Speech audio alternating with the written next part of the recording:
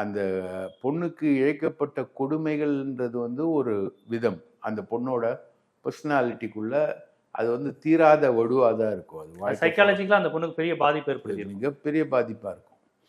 ரைட்டா? நெருடலாக இருக்கும், புழு ஊறுற மாதிரி இருக்கும். ஆனால் அது வந்து ஒரு மற்றவங்களுடைய பார்வைக்கு அது இரையாகக்கூடிய வகையில் சமூக வலைதளங்களில் வெளியிடுறது எப்படி?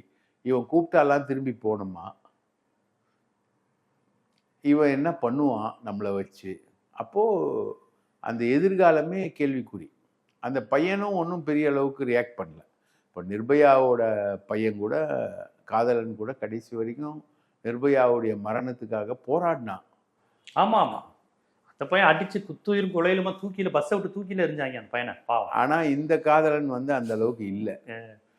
இவனை நம்பி அந்த பொண்ணு போய் உக்காந்துருக்கு, பேசிக்கிட்டு இருக்கு. உயிர் கொடுத்து காப்பாற்றிருக்கணும். இவன் வந்து உயிர் கொடுத்து காப்பாற்றிருக்கணும். உண்மையிலே இப்போ உண்மையான காதலனா இருந்தா அந்த ஞானசேகரன் வந்து அங்க செத்து போயிருக்கணும்.